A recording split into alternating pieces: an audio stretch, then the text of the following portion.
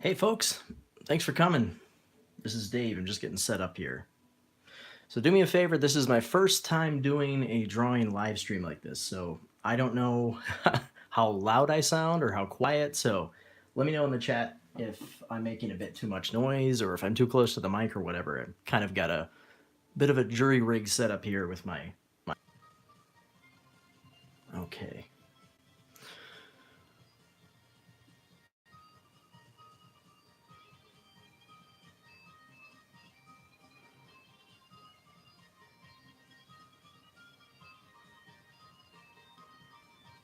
All right, let me try and get this thing aligned. Is that a good position? Can you see everything clearly? Let me know in the chat.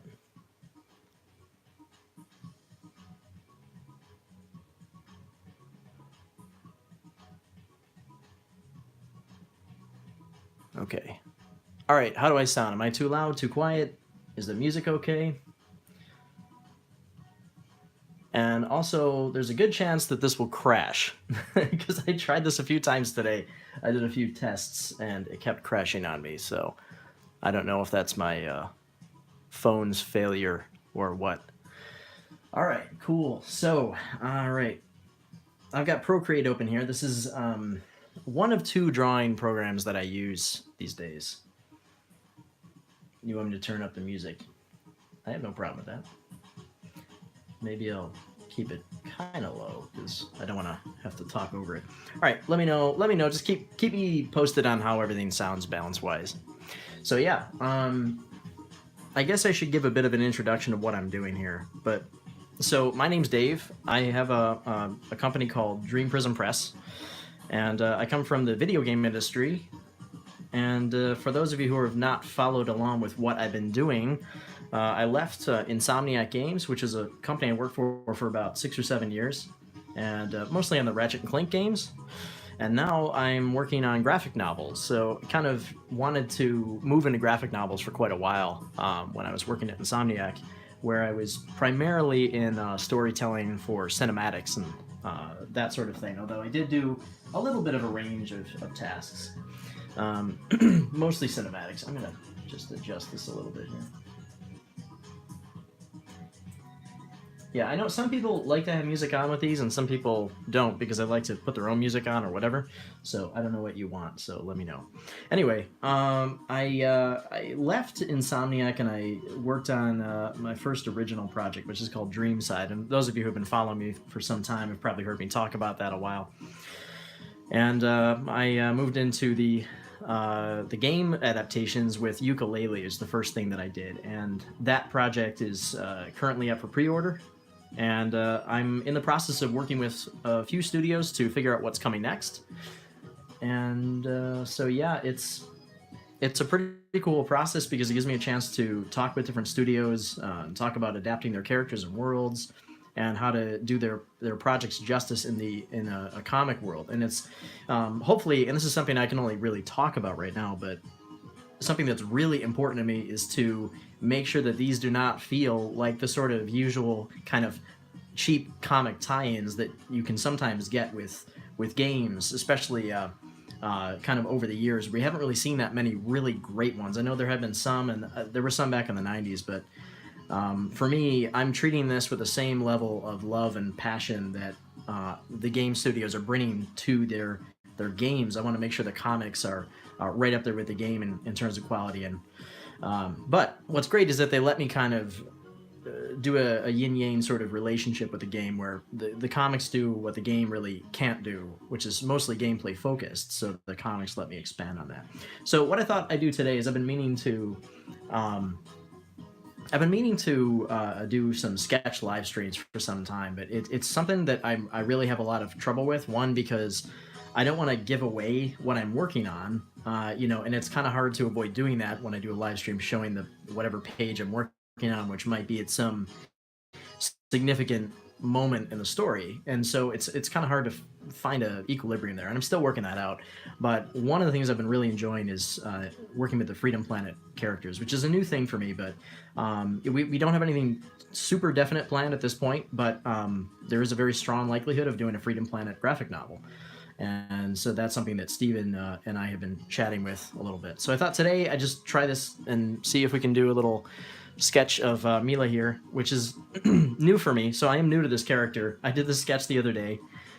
And so I'm going to sort of just finalize the sketch and color it. And I thought maybe I would see how far I can get with that in the next hour or two or however long I do this. So I don't know how long people want to stick around, but I'll just draw until people are tired of watching me draw, I guess. All right. So the stream seems to be frozen on my... Oh, it's not frozen. Okay, this is working. All right. Let's see. System 509 says, "Dude, if they made a Freedom Planet comic, I would buy every issue." Yes.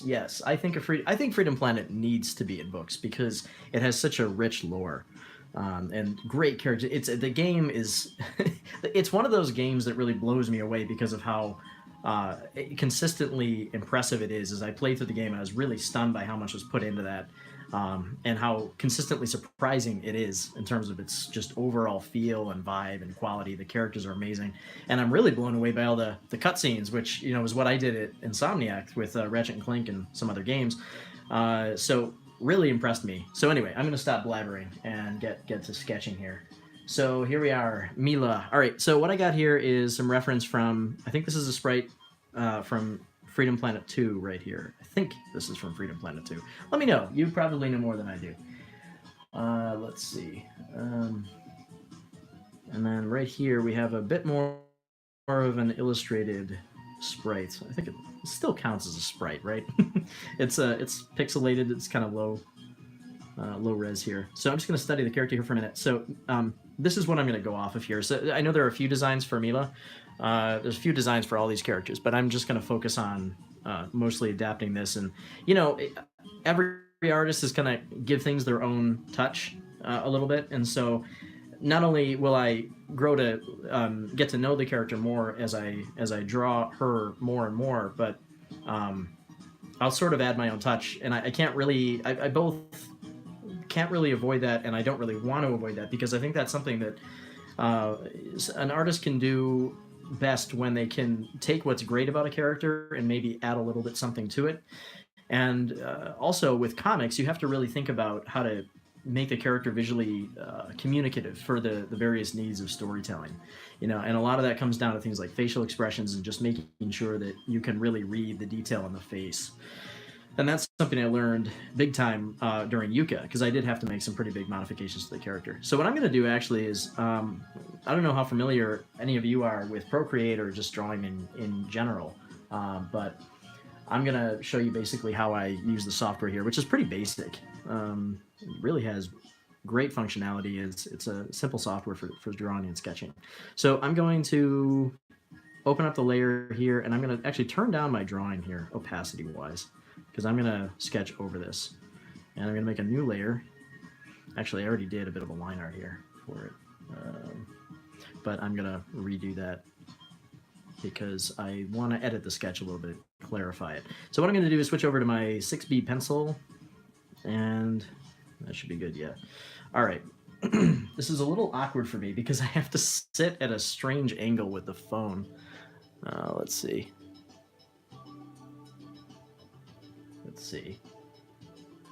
Oh, it's really chuggy, huh? Yeah, I'm guessing that has to do with the fact that I'm using my phone. Yeah, I don't know what the problem is. Let me see.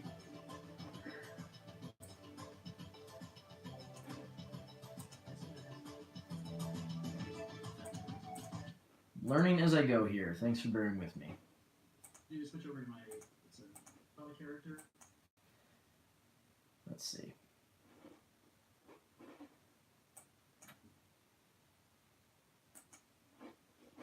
Yeah, this is definitely sluggish. Okay, well, I guess this is what we're going to have to stick with for tonight, because I don't have another solution right now. So I'm just going to go ahead and start drawing, and if it doesn't work out well, I'll figure out a better solution next time, and we'll get better as we go here. All right, so anyway, Milla. You can see I've kind of modified a few things about her already. But what I want to do actually is figure out a bit more about her hair, because I've got kind of a bob thing going on in mine, but she's actually got a little bit more hair that kind of bulks around. So let's see, it's kind of like she's got a bit more. She has this section that covers part of her face here, and then she has another smaller bit here. I'm going off the Sprite right now, and then I think this just kind of details into the back here. And she's got this front flap. Whoops. Let's see.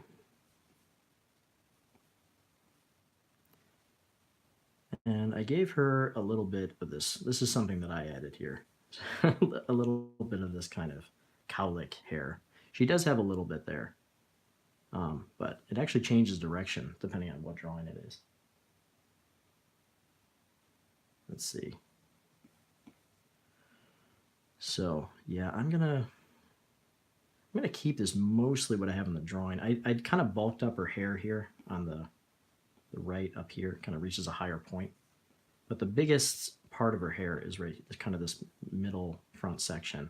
And this is reminiscent of my Sarah character from Dreamside, because she has the same kind of sort of pointed section, and the front kind of points down like that. And then she has like so she has the same kind of thing where, her eyes are on either side of this kind of pointed hair. And she also has this cowlick. So I'm probably getting a little bit of my sort of Sprite hair for Sarah in this design. So great thing about Procreate, double tap to undo. That's pretty rad. Although I have more sketches in there than I want to sit through. Anyway, so let's see here. Let me just continue the hair around. All right, and then she's got these kind of dog ear things, which are ridiculously cute. So I want to capture them. They're kind of floppy up here, but I don't know if that's just kind of in the Sprite or what. And then on the ears, she's got these gemstone things, which is pretty cool. It gives her head a really nice color. Let's see. All right. So the one thing I can't quite figure out as I'm looking at these is whether or not how the ears connect to her. Like, I'm just assuming that they connect to her head, through her hair, right? And then the hair kind of overlaps. So I'm going to try to indicate that. I'm actually going to amplify her cowlick here a little bit and just give her a little bit of extra hair back here, because right where the ear would cut in, let's see, we'll get this. Looks like the ear's behind this section here. Yeah, and then we got the gemstones, and these are pretty direct. They're like little arrows. Yeah. So how many people watching are artists themselves and are curious about maybe are professionals or are working to become professionals or just like to draw? Let me know. I'm very curious.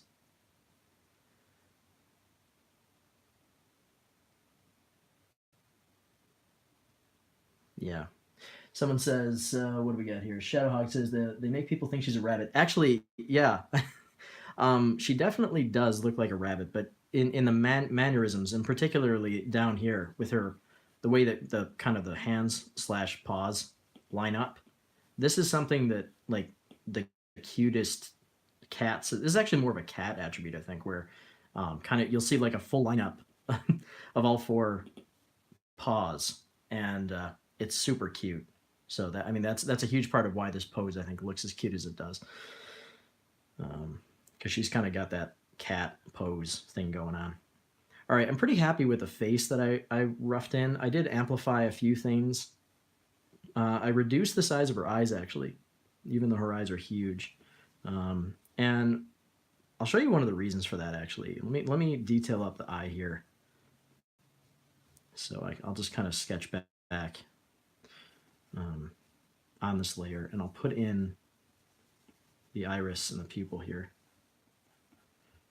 and I'll show you why I did this. Cool thing about the iPad is you can tilt the pencil and get a kind of a wider stroke and hold it upright to get a sharp stroke. That's pretty neat.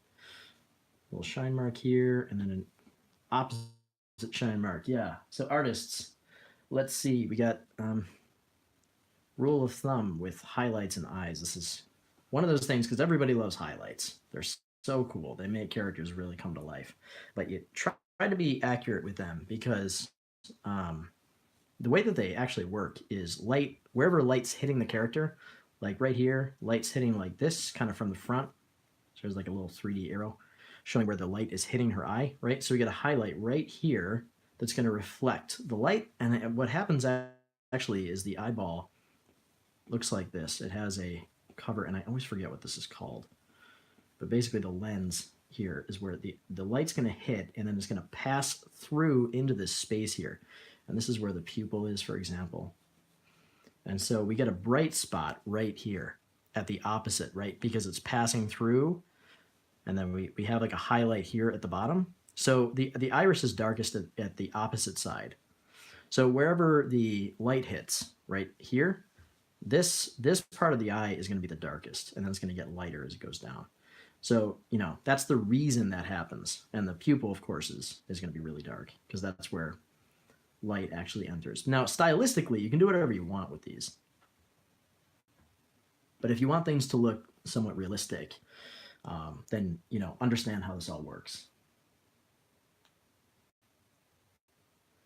All right, let me follow up with the comments here. All right. P-I-E-I-S, nice. I don't know how to say your name. I'm an artist, but I don't really care too much about going pro. That's cool because now then you can enjoy it. All right, Jacob Ridgway, how's that animation coming along? Let's see. Oh, System 509 is working on an animation. That's pretty cool. You can definitely talk about it. I do not mind talking about everyone's projects. In fact, that's really what these sort of streams do best, is when you kind of get a little community of people who can inspire each other, because that's really how you get things made. You know, it can be a lonely process for sure to do this stuff on your own. So when you have people to work with, it helps out a lot. I'm going to erase this here. What I do in Procreate is you can actually use a brush as an eraser in Procreate. It has the same settings as the brush itself, which is pretty cool because then you can erase with the same settings as you drew. So I'm just going to erase that 3D arrow I put in here. Doesn't really matter. This is just a sketch. All right, so that's basically what's going on with the eye. Now let me just detail the other eye here because I want to show you what the problem is with the, not really a problem, it's just it's a creative choice here to reduce her eye size a little bit. So she is supposed to be a kid. I think she's supposed to be like 10 years old, if I remember correctly in the character description. And so young kids have typically bigger, you know, eyes. You can indicate the sort of childlike excitement in the eyes if you make them a little bit bigger. But one of the things about making them too big, this is actually really big also, but stylistically speaking, you know, with these characters, like look at how big her eyes are in proportion to her head. I mean, these are huge eyes, huge irises. They're really cute, but if you draw them too big, sometimes it can be a little bit difficult to get expressions other than cute and sweet. So if you want to make the character maybe a little bit more serious in the expressions, you might need to reduce the size of the eyes. So I'll actually show you what that looks like here. Let me duplicate this. So I have my backup. I'll turn off the, actually I'll keep that up. And I'm gonna just make a quick selection here, and I'm gonna reduce to really small the size of the eyes. This is gonna look really weird until I'm done.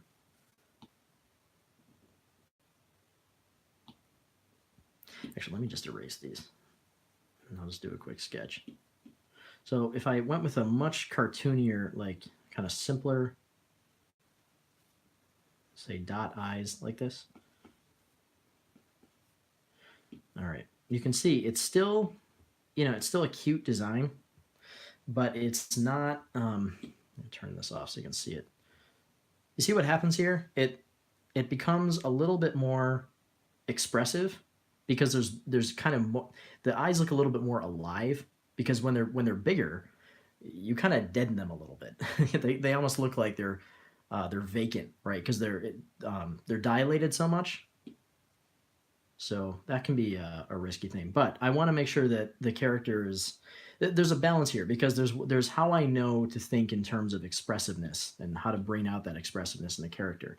And then there's the design of the characters. There's the style of them, you know, and that doesn't those two don't always mix. So I have to make sure that I'm bringing out what makes the character work well and what makes the character work at all and has you know elements of its unique style while I'm also trying to work on the expressiveness. And that's kind of one of the major challenges of adapting characters. And a lot of what I do at this point when I'm working on a head is I'm balancing shapes. So there's a lot of design work that goes into doing this, where I have to think about things in terms of shapes, and I kind of adjust shapes and move them around a little bit so I can increase their appeal. Like this is a little triangle up here. Here's another little shape up here. This itself is a triangle, right? And I'm constantly adjusting the size and positioning of these shapes in order to create the most appealing collection of shapes. And that's really what I think makes up good aesthetic design for your characters. And that has nothing specifically to do with storytelling. That's just making an appealing character. All right, here's the thing: the neck. Necks are really it's difficult to kind of figure out the right positioning. Now I actually did a lot of the work already on this because in the sketch I sort of figured this out, but you have to kind of see through the shapes, sort of do an X-ray of everything, right, and see the skeleton underneath. Because you have to understand how the 3D forms are working together in order to get an appealing pose. Like when I first drew this, I had a really hard time sort of getting the shoulder position right, and I didn't know the reason I couldn't get it right is because I didn't know what expression I was trying to give her. I didn't know what I wanted her to feel, right? And I have to figure out what is she feeling. If I don't know what she feels, I can't figure out how to pose her, you know, and that's a huge part of visual storytelling. You really need to know what your characters are feeling.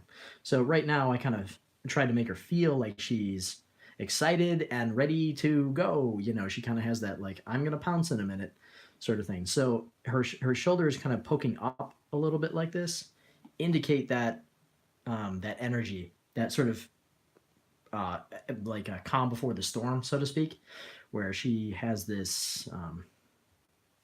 If I sloped her shoulders down, I'll show you what the difference is. I'll show you how different this will look. Like let's say I slope her shoulders down like this.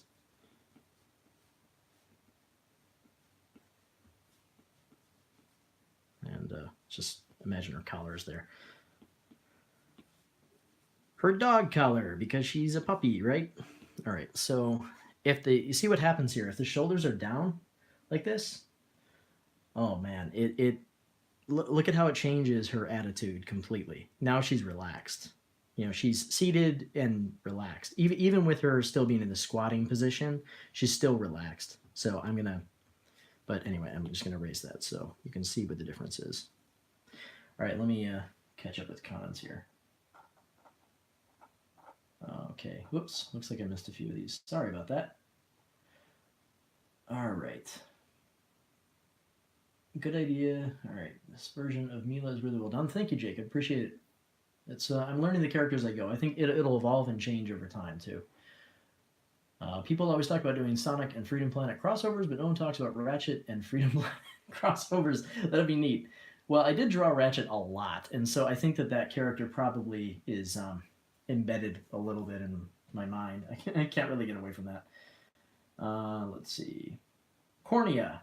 Yes. Cornea. I think that's it. Yes. Pie is nice. Oh, that's how to say the name. Got it. Okay. Draws magical humanoid dog girl. If you want to be Realistic. Yes. Well, that's, you know what? Let me talk a little bit about the difference between realism and believability. So, you can have the most absurd character, but that doesn't mean that there's not a sense of realism to it, right? Even though it's a cartoony character, what you do is you sort of decide on your rules for your world, right?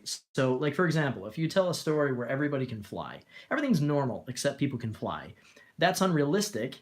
But what you do is you make that a rule in the world, and then in order to follow the rules that you've set, you can't have a character who just like you don't want to violate the rules that you set. So as long as you can make something as unrealistic as you want or as cartoony as you want, but then once you kind of set those rules in, you want to obey your own rules, because that's actually when people get bothered, when the world doesn't seem to gel based on the rules that you set forward. That, I mean, what's so cool about that is you can do whatever you want. You just have to follow your rules once you set it. So it's not so much about, like, obviously it's not realistic. Character's not realistic, but it's believable, right? And a lot of that comes into the way that I work forms, together, just to make sure that it seems believable. Like look at her outfit. It's actually designed. There's a lot of thought that went into it here, and it looks like she's actually got a little like turtleneck thing going on, which I didn't realize. Guess I'll try and put that in here. Turtleneck. She's got a doggy turtleneck. Let me see, something like that. This character is ridiculously cute. All right, and then she's got this this vest thing going on with like a flower design as a tie. So I'm gonna just sketch that in here, and I'll actually figure a lot of this out in the line art, because things do change as I go through the line art. And then it's got like the little tassels. Now here she's in motion, she's moving, so the tassels are flying all over the place here, right? So this is one of those things, like if I draw it so that the tassels are sticking up, for example, it might look cool, but it's not realistic, because right now she's just standing here. So these tassels are actually kind of tricky, because I'm going to end up with tangents all over the place here if I just dangle these down. But I'll put them in here for now, and then I'll figure this out as I develop it a little bit more. All right, let me look at her design here. She's got like I think this is like a jumpsuit. This is like what is it called? A jumpsuit or a romper or whatever. And it looks like she's got these big, bulky upper thigh bits here. This is sort of like overalls almost.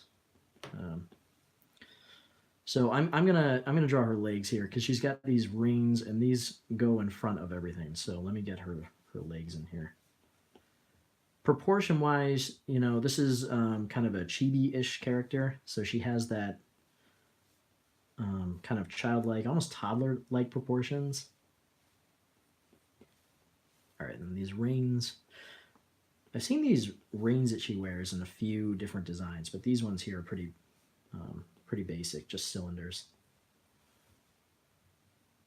I'm going to draw right through this, even though the hands are in front of the legs here. I'm going to draw through it to get the leg rings. Okay, and then let me get the arms in her too. So arms are kind of, they got a little bit of anatomy to them, but they're not complete noodles. They're not just like straight cone or straight cylinders. They have like a little bit of bulk to them, at least the way that I'm drawing. And the character up here has a little bit. There's just a little bit of anatomy in there. And then she's got the same thing going on with her arms. Sorry, I have to zoom in and out like this as I go. I don't just do that also to look at the reference. I'm also doing it because what I want to do is look at, see how I zoom in to kind of work the detail, but then I have to zoom out to see how the whole thing's working. I'm going to show you something else I do all the time. So if you go up to the wrench and you're on canvas here under actions, you can flip the canvas. I do this all the time. This is a kind of an animation trick, because you want to keep your forms you want to keep your forms correct. Okay, now see here, look at the shoulder. Doesn't that look weird? It really didn't look weird here, because I've been drawing it But this shows kind of how it's a little bit askew. It kind of went a little bit too far with her shoulder here. So this is the kind of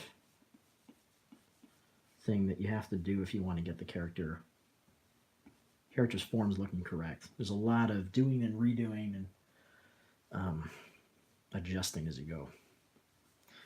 These are little chords, aren't they? They're not just like petals. It's like a little knot or something. Okay, and then we're really not going to see any of the stomach, or waist area because it's obstructed. Make it just a little bit of her pant leg in there, just in front of her arm. And I'm going to indicate a little bit of her vest thing back here, just poking out the back. Because I think we would see a little bit of that, just on this side, because she's kind of turned a little bit. All right, and then we'll get a little bit of the belly area here. The love handles, get those there, and then let's see.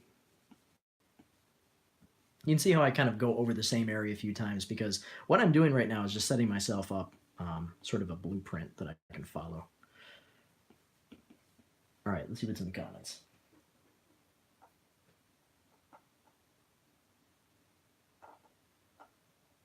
Let's see. Whoops. All right, I got to catch up with these. The bigger the eye, the cuter they become. That's true. That's true. It's just to get that range of expression, you gotta work with different eye shapes sometimes. Lily here explain more about lighting. It's always been my biggest problem. Lighting is one of those things that you figure out as you learn more about forms. Forms is really everything. I mean, if you understand how things are shaped, I mean, just very simple. Like, just everything is a shape. It's pretty much either a box or a sphere. You can break up everything into these sort of shapes. And lighting is really just understanding that, like, okay, if I know that lighting is coming from, say, this direction, then this side is in darkness, this side is in partial darkness, and this one's receiving the most light, so it's going to be the lightest of all three sides, maybe something like that. And then for a sphere, it's the same kind of thing, really just doing gradients of value, And in the case of a sphere, also, well, not just with a sphere, but it's easiest to illustrate the sphere. You typically get a little bit of bounce light on the opposite side. So when light hits here, we get, like, say there's a wall right here. The light hits the wall and it bounces off and it hits the sphere on the other side. So you get the main light source and then you also get the bounce light. There you go. You don't need to go to college. Just stay with Dave. Dave will show you how to do this stuff nice and easily, for free, no less. Let's get her, well, before I forget, let me get some eyebrows in here. Because then she's got that, like, childlike excitedness to her. Now, in the drawing here, I don't see any eyebrows. I feel like they're kind of just either hidden under her hair. But one of the things that bothers me a little bit about this design, as awesome as it is, a differentiating factor between kids and older characters is how big the forehead is. And getting a little bit more forehead in here. Oops, am I on the wrong layer? What's going on? Oh, just have it turned down too low. One of the differentiating factors between kids and adults is the size of the forehead. So if we get just a little bit of a bigger forehead, then she's going to end up looking a lot more like a kid. And I think that's kind of important with Milla because it'll help her differentiate from the other girls who aren't exactly, ancient, but that's actually kind of the point, is that any way that you can differentiate between the characters, do it.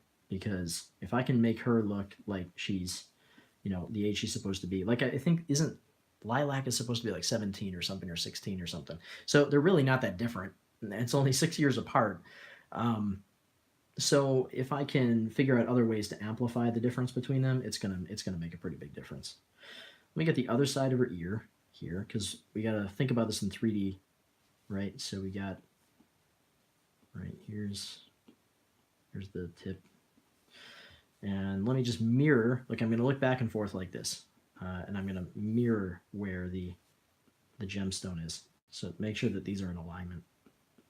And since they actually are kind of three-dimensional, they come off the ear, they're not just painted on. You're going to see it protrude past the ear like that. Does that make sense? Hopefully that makes sense. I hope the stream's not crashing. The stream is going to crash, and I'm not going to know for like 20 minutes. All right, let me see.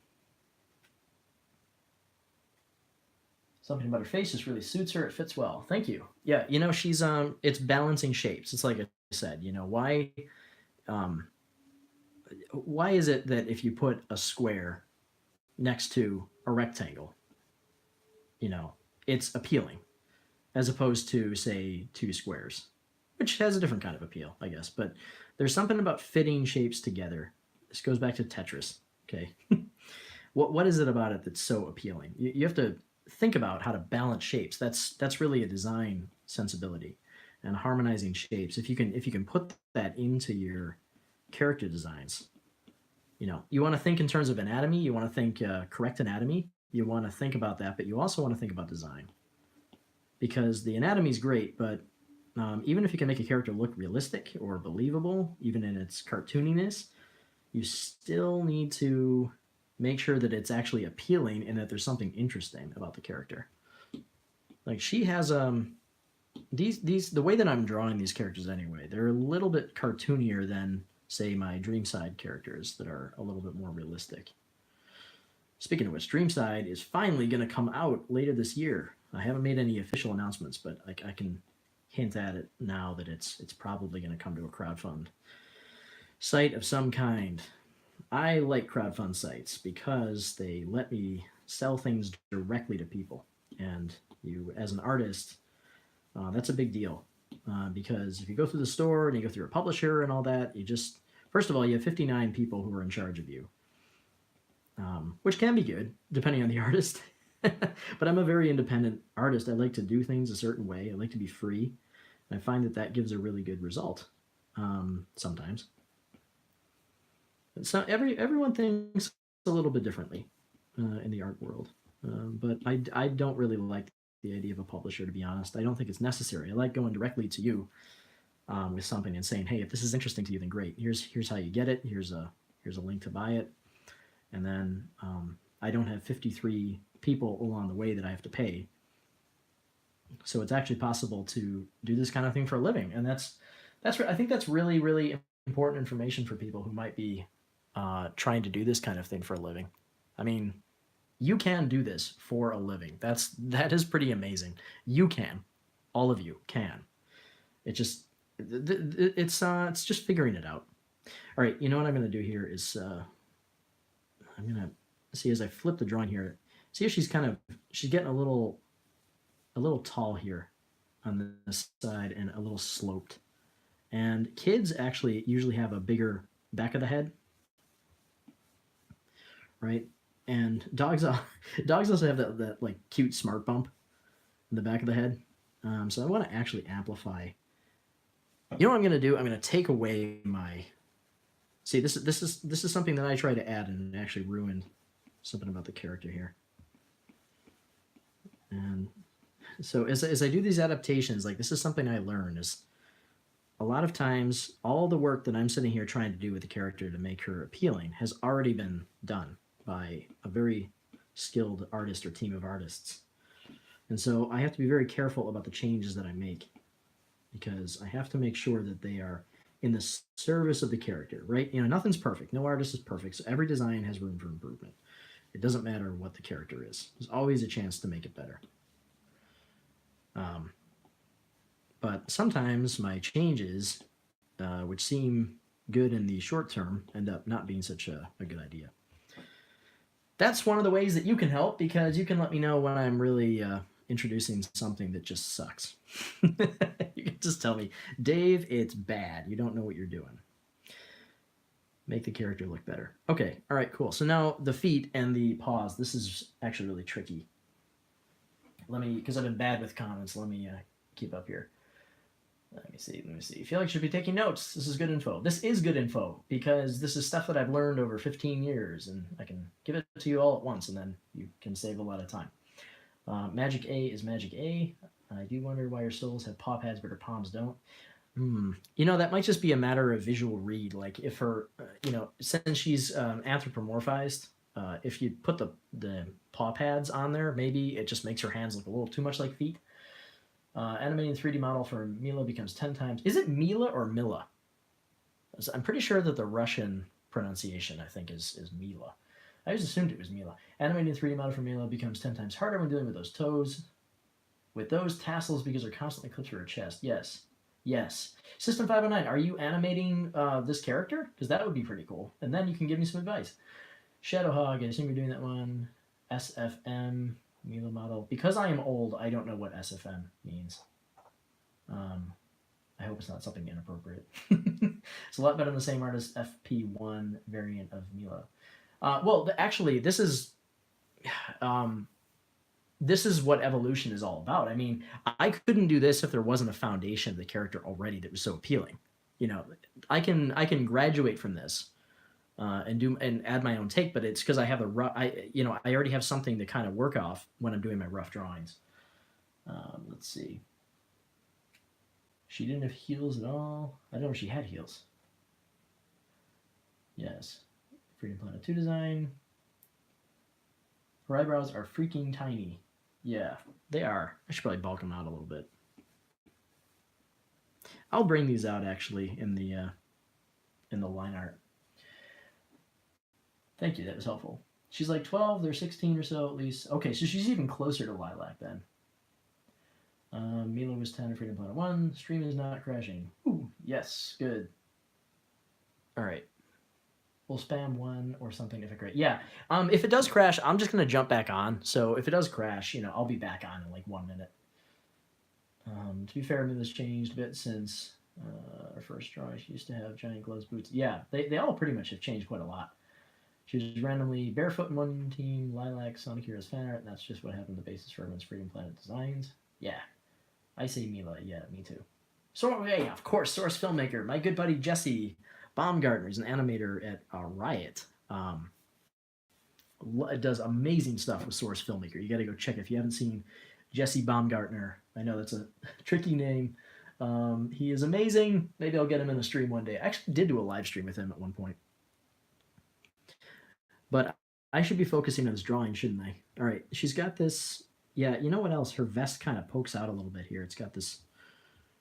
Let's see. It's got this like little lip down here. That's actually a really big thing. I know it seems like it's probably unimportant, but it's part of her shape. You know, it gives her silhouette sort of a music to it. You know, she's got the big head, and then it kind of sucks inward. Like big head goes inward, and then a little bit of a bump where that is, and then it goes down to the belly here, and then she's got like the big giant thigh pants, and then it goes down to legs, and then she's got the big rings, and then she's got not so big feet actually. Feet are kind of not that big. I make a mess all the time while I'm doing this stuff. But that's a great part about working digitally is that you can make a giant mess. Yeah, it does look like she's kind of sitting. She's up on her like toes a little bit with her feet. But look at this jumble of toes. This is the cutest thing ever. Look at that jumble of toes. Have you ever seen a dog do that? You just want to go and grab them all and pop them, like pop the toes. They're so cute. All right, I'm gonna get her foot, and what I'm gonna do is I'm gonna position the feet first. So this foot's rotated a little bit more. Her left, our right, her left foot is rotated a little bit more. So it's going to be longer than the one on the other side. So you have to think in 3D here. You have to rotate the stuff in your head if you can. And then she's got basically just big kind of ball-shaped toes. And also, you have to know your perspective. Like the horizon line here basically is really low. Like here's maybe the ground, right?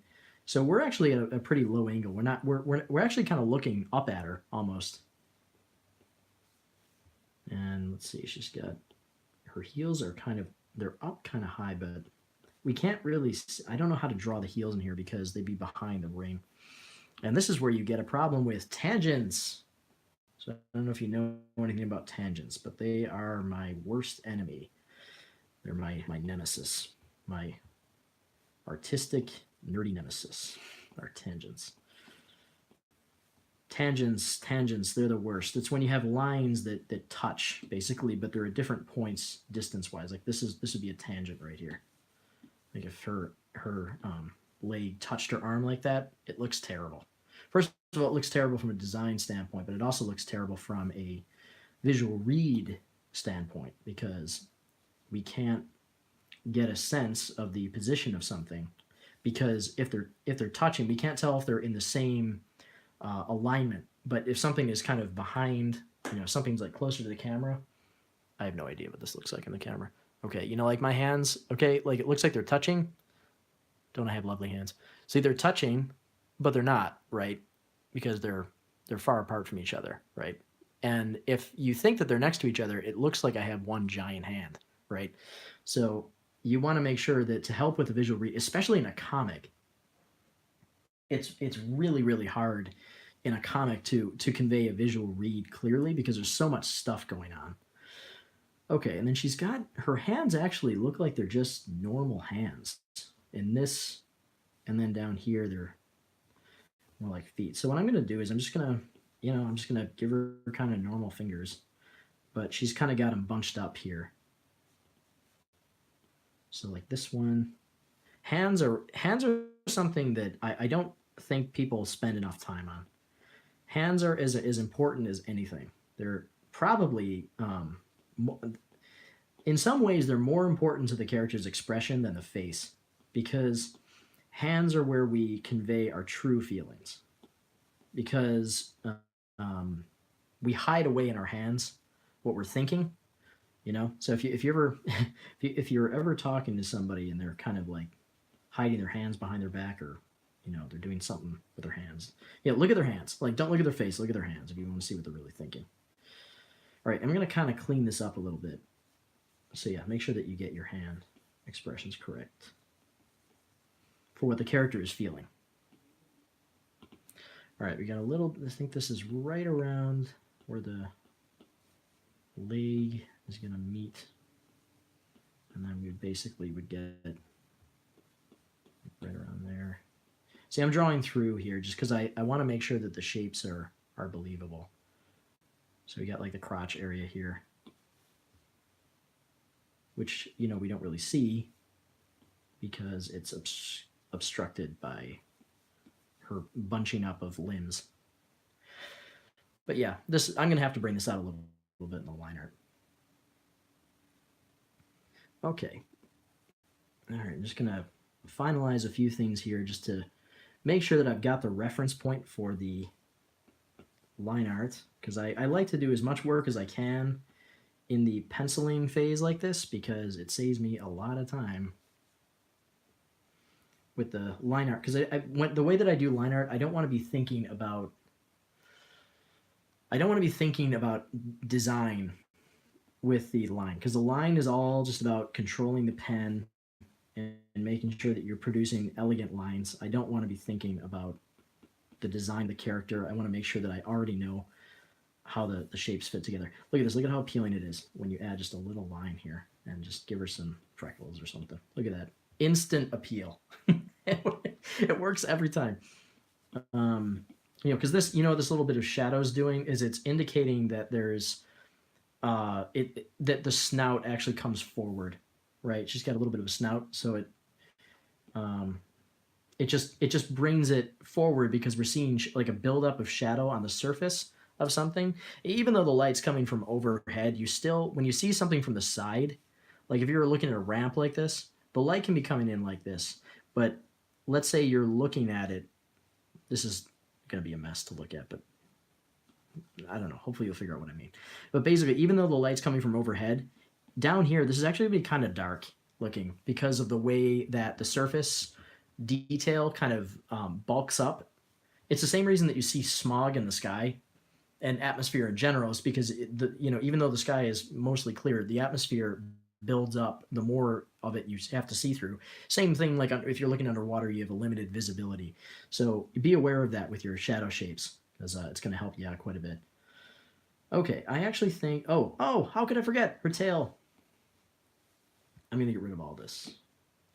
Tail is, of course, this is a total cheat, right? So now her tail would not, like you can see the way that the tail's drawn here. They're doing the same thing in the sprite, and this helps with readability right up here. Same thing. Like, think about it. If you were to look at her from overhead, you get like, this would be where her waist is, and then the tail would basically be doing like, it would be just going to the side, which is fine. It can be going to the side. But you know, it's just right here. It's pushed so far. So basically, I need to figure out where her tail would be positioned. So this is why you need to kind of draw through things. So I'd say probably the tail connects. Like if I'm looking straight through, it probably connects right around here. And I'm gonna do. So I'm gonna adjust her tail position a little bit here, but you got to do a flow. It has to flow. You know, this kind of stuff. Well, I ended up with the same tail. But that's okay. I think that's all right here. It is a cheat, but it works really well because it just looks more visually appealing. It lets you know that the tail is here. So really, realistically, the tail would probably be like that. It would probably just go behind her, but I kind of like the side tail like this. Maybe I'll even bulk it out a little bit. She's got kind of a... she's a type of basset, I think. I mean, I know her name is Bassett. She's like a... What kind of dog is she again? All right, let's see. Let me catch up on comments here. All right, Riot uses SFM. Source filmmaker. Oh my god. No, I don't think so. No, he just does them for fun. I don't know what Riot uses. I don't know anything about Riot. The company confuses me. I'm not cool enough to know how it works. I sort of figured the lip is just because their pose is a bit dynamic in the shot. Yeah, yeah, but you can cheat things a little bit, you know, on a pose by pose basis. Like, I might push things out or exaggerate certain things. This is one of the great things about 2D art, as opposed to 3D. You can stretch things and pull things. I mean, you can do this in 3D too. It's just a lot harder. But with 2D, like if I want to do a profile and, you know, maybe there's some part of her. This is actually a problem I ran into with Laylee from Ukulele. Let me actually turn this off. I want to show you something. So basically Laylee has this big clown nose, right in the middle. And so I had this problem with the nose because the proportions of her head actually went something like this. Like here are the ears. I've drawn so many Laylees. So basically her eyes, and I've already modified this character, but basically her head was kind of like this in the game. So this is an example of why I modify design sometimes. So like what happened was when I would draw I would try to draw her expressions, I get tangents because which you now know I hate. But basically I'll draw her eyes in. Her eyes, her opposite side eye would always be obstructed by her nose. And if I drew it like a 3/4 angle, I'm doing a terrible job here. But if I drew it like a 3/4 angle, this eye would be obstructed almost always. So I modified her a little bit for the book. First of all, actually, you know what else? She has a really wide set nose. It's like a wide nose in the game. Yeah, it's like that. And then, so what I did was, I don't know if you care about this. I don't know if you care about Laylee. First of all, I made her nose round, and I shrank it down a little bit. And this way, and I kind of overlapped the eyes with the nose. So this way I could get a little bit more expressiveness from her without losing this eye on the other side of her head. And I also changed her jawline shape to be a little bit more like a kid. So it makes her a little bit more smart alecky. It's funnier, I think, because she looks younger, but she's always cracking jokes. She's kind of a jerk, actually. Anyway, enough with her. All right, let me get rid of those.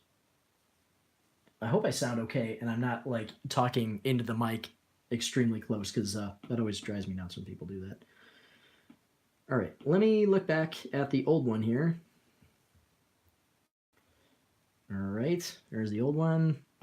Here's the clarified drawing a little bit, and I think we might be about ready to go into the line. I'm just going to do a little bit more here. This is an opportunity for a bad tangent right here. This is what I'm talking about. This is what a bad tangent looks like. See how the ear hits the arm like that?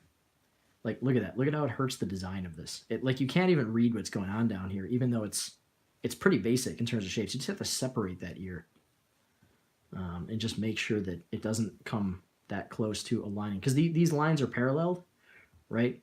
So your eye kind of gets lost. It's hard to visually understand things that are in parallel, like to see them as distinct shapes, because you almost get your eye almost gets lost in the design of them.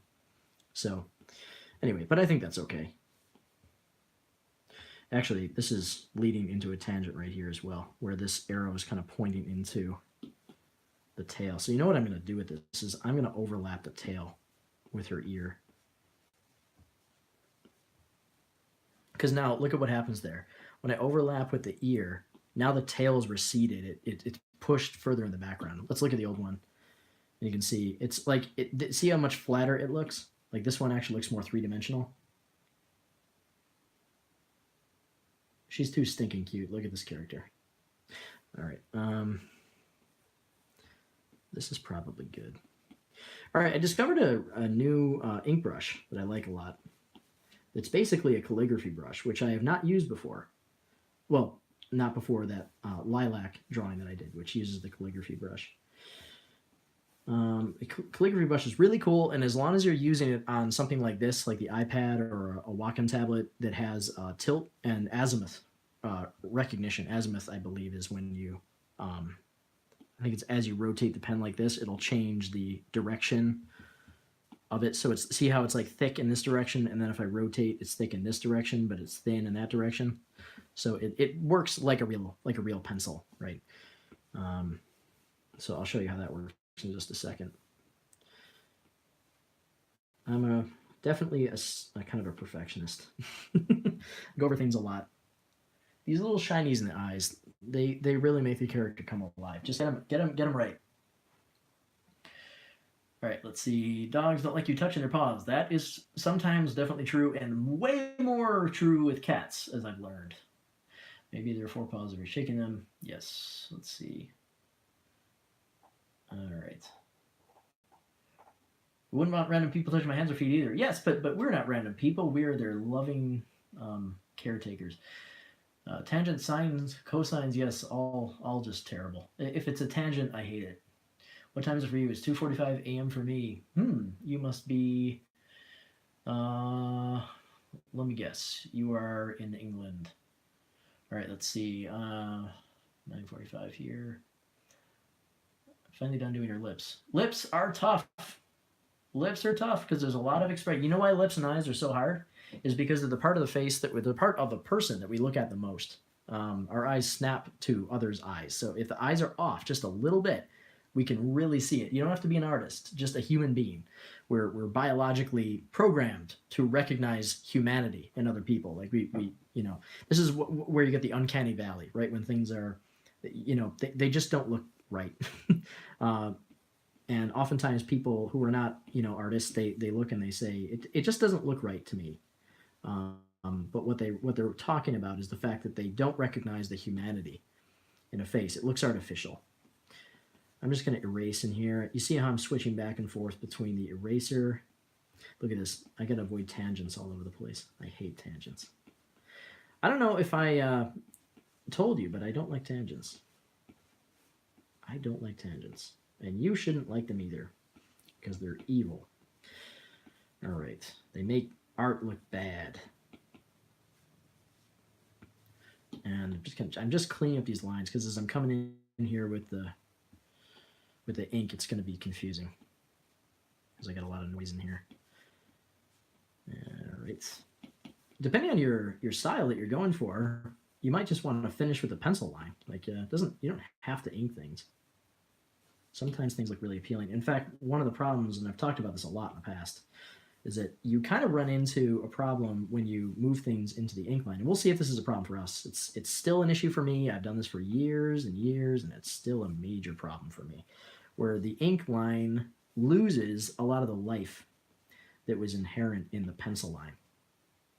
That's really, really tough to avoid because it starts to get kind of procedural and technical. Sorry if I'm pulling things down. Oh, my hand is constantly in the way, isn't it? Well, this is one of those things you learn. Everybody dizzy from watching me zoom in and out yet? You will be if you watch long enough. Speaking of dizzy, I'm excited to check out the Nintendo Labo VR. Anybody try it yet? What do you think? Labo graphic novel? Book would be made out of cardboard. You have to put it together. You put it together. Let's see. All right, I am really getting noodly with this, but all right. Let me just jump ahead here. Okay, all right. So what I do with the line, are you excited? It's line time. This is very exciting. All right, I'm going to turn the opacity down on the pencil line layer. I'm going to make a new layer. And I'm going to switch over to the, I think this is called the Jasinski ink, this came with the program. I didn't buy this separately. So the Jasinski ink has you can see here actually, the brush shape is flat, right? And it rotates with the pen. So like if I go, if I drag it like this, it's thin, but if I rotate it, it's thick. Okay, so it's a calligraphy pen, but that follows the orientation as I go, right? So I really like this. As I'm doing like a curve, you see how you get that nice thick part that goes to thin. So I'm learning kind of how to use this. And what I want to do is when I'm doing ink in general, I want to use thick lines in areas that are closer to shadow sides. So like on this side, if I do a thick ink, it looks it looks a little bit too like it's too thick. So this is where I have to kind of rotate the canvas a lot and be very careful about the orientation of the pen as I go. Like right here, I want to use the thicker side, right? As I do that, and then that's going to be the thicker side. But then on this side, I'm going to rotate the pen, and I'm going to go in like this, so I get the thinner side like that. And then here, I'll go thick, like that. And this is a challenging process because you have to basically redefine things a little bit. I do have to figure some things out in the line art phase, and because I'm not working traditionally, I can afford to do that, where I can manipulate things a little bit. All right, and then we're just going to get going with this here. So the inking process begins. I'm not a huge fan of the inking process, to be honest. I kind of see it as a necessary evil sometimes. And that really has to do with a few things. One is I'm not crazy about how the inking process does tend to kind of lose a bit of the life that's inherent in the pencil line, as I mentioned. But also it's, I'm not a huge fan of losing all of that nuance. Well, I guess these are the same points I'm trying to make. It's really just that in the pencil line, sometimes I leave these kind of marks in there that, I can kind of sketch things in a little bit, and that sketchiness is kind of cool to leave in there. Now, I'm doing something with her jawline that is not in the original design. Her original design is simplified a bit more. Her head is almost just a sphere. So I'm giving her kind of a little chin. So she's got a little bit more of a human-like feature there in the chin. This is a really hard thing to do and talk at the same time, so bear with me. Look at how careful you have to be with the eyes. You really need to make sure that you're bringing out the eyes in the correct shape. Now, this is a cool thing with Procreate. I can drag the color down like that and just do a quick fill. That is very cool. Now, Yuka, I actually don't do black fills. I do thick lines, but I don't do black fills. Everything is done in the color and shadow phase. So like I won't have a gap like this in Yuka. I'll actually have all of the lines kind of totally finished. But here you can see I kind of like that gap. It's just, it adds some complexity later on when I'm going to be coloring. Now, this is the kind of thing that you can do digitally that you can't really do traditionally. I'm just going to draw the line straight through because I can get a nice arc like this, but I know that I had to stop here to get this little shine mark in. Whoops, you want to make sure we're using the ink line as the eraser as well, so it matches. But I can just come in and erase it later, and then I can get a much more accurate kind of arc shape. No, she's got bigger pupils.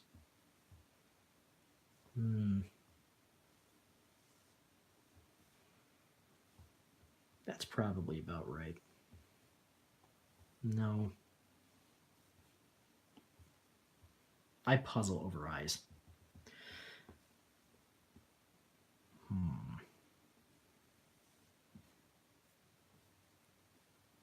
I'm gonna put it like this for now, and then I might come back to her eyes later and redo them. Sometimes it's easier when you've seen the whole thing kind of come together.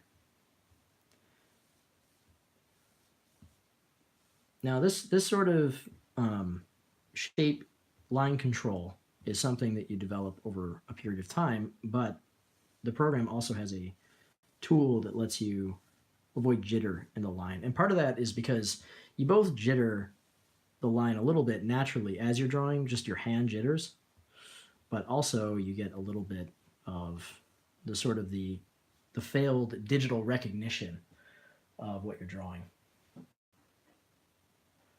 All right, let me see. Gotta catch up on comments. Let's see. Yeah, she definitely does not resemble a basset hound. I think they chose basset hounds because of the big ears.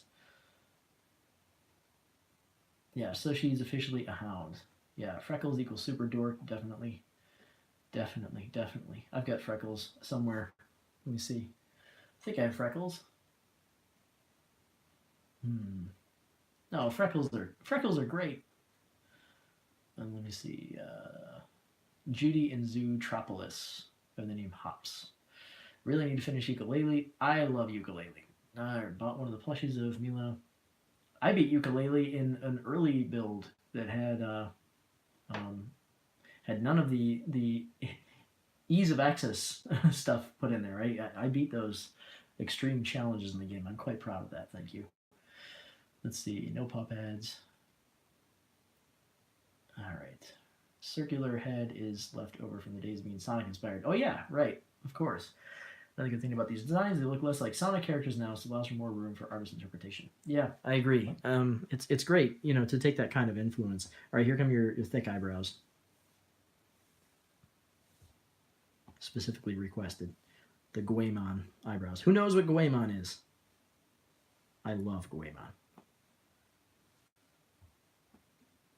I remember playing Goemon, an import copy on my Nintendo 64, back when it came out.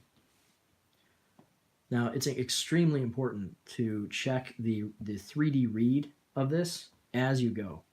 And I'm not worried about things like this. See how I just went over like that? That's no problem. Just come in and clean it up. Because we can do that, because we're working digitally.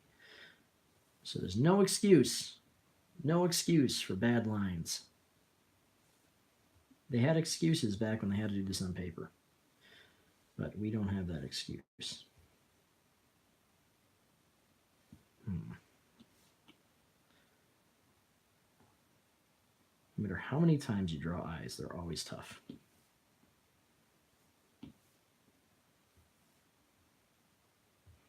Like I said, I might go back to